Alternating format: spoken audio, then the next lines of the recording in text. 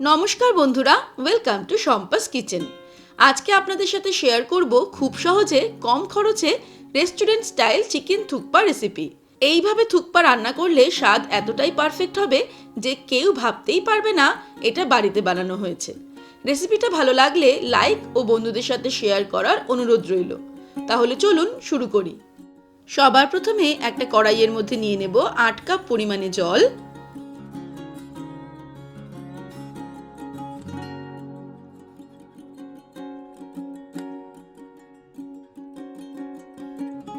তার মধ্যে 500 গ্রাম পরিমাণে বোনলেস চিকেন দিয়ে দেব।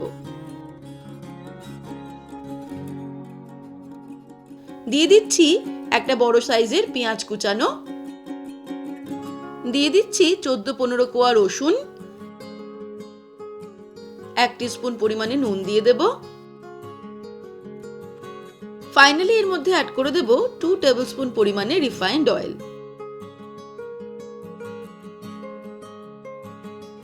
তারপরে সবকিছুকে ভালো করে মিক্স করে নেব। এবারে ঢাকা দিয়ে 1 ঘন্টার জন্য এটাকে মিডিয়াম ফ্লেমে রান্না করতে হবে। তারপর ফিরে আসছি। 1 ঘন্টা হয়ে গেছে, চিকেনটা সম্পূর্ণ সিদ্ধ হয়ে গেছে আর জলটা কিন্তু অর্ধেকেরও কম হয়ে গেছে। এবারে ওভেনটাকে অফ করে দিয়ে আমরা চিকেনটাকে আলাদা করে ছেঁকে নেব। ছেঁকে নেওয়ার ফলে চিকেনটাও আলাদা হয়ে যাবে আর চিকেনের স্টকটাও আলাদা করে আমরা পেয়ে যাব। এবারে চিকেনটা একটু ঠান্ডা হলে চিকেনটাকে এইভাবে আলাদা আলাদা করে ছাড়িয়ে নিতে হবে, অর্থাৎ শেডেড করে নিতে হবে।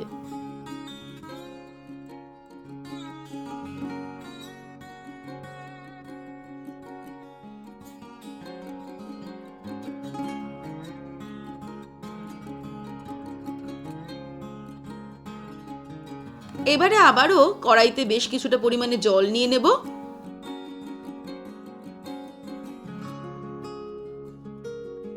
আর তার মধ্যে দিয়ে দেব নুডলস। আমি 3টে নুডলস নিয়েছি।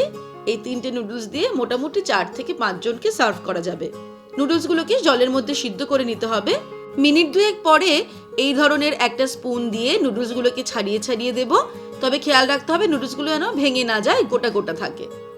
আমরা চেষ্টা করব একটু দামি কোম্পানির ভালো নুডলস ব্যবহার করতে, তাহলে থুকপার টেস্টটা ভালো হবে।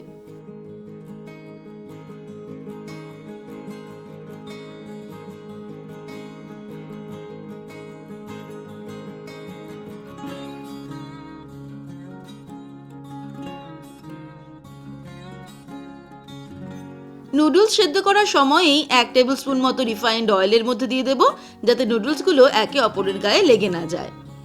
নুডলসটাকে ভালো করে সিদ্ধ করে নিয়েছি, এবারে এটাকে ছেঁকে নেব। এবারে কিছুটা পরিমাণে গাজর লম্বালম্বি পাতলা করে কেটে নেব। কিছুটা পরিমাণে বাঁধাকপিও কুচিয়ে নিতে হবে। তারপরে কড়াই গরম করে তার মধ্যে দিয়ে দেব 1 টেবিলস্পুন পরিমাণে রিফাইন্ড অয়েল। তেল গরম হয়ে গেলে তার মধ্যে দিয়ে দেব 1 টেবিলস্পুন পরিমাণে রসুন কুচি। 4-5 সেকেন্ড রসুনটাকে ফ্রাই করে নিলাম। এবারে এর মধ্যে অ্যাড করে দেব একটা বড় সাইজের পেঁয়াজ কুচি। পেঁয়াজ অ্যাড করার পরে 1 মিনিট মিডিয়াম ফ্লেমে ফ্রাই করে নেব।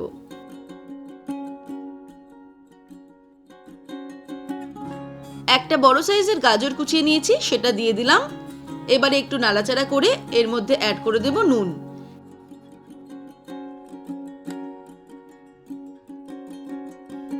এক টিস্পুন নুন দিলাম, আপনারা নিজেদের স্বাদ অনুসারে নুনটা অ্যাড করবেন। দিয়ে দিচ্ছি 1 টিস্পুন রেড চিলি পাউডার। তারপরে সবকিছুকে ভালো করে নাড়তে নাড়তে কিছুক্ষণ রান্না করে নেব।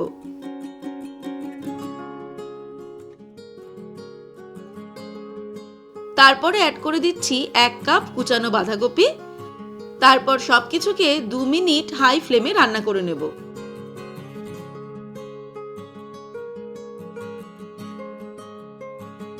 হাই ফ্লেমে 2 মিনিট রান্না করে নেওয়ার পর এর মধ্যে অ্যাড করে দেব শেড করে রাখা চিকেন। তারপরে আবারও হাই ফ্লেমে 3 মিনিট রান্না করব।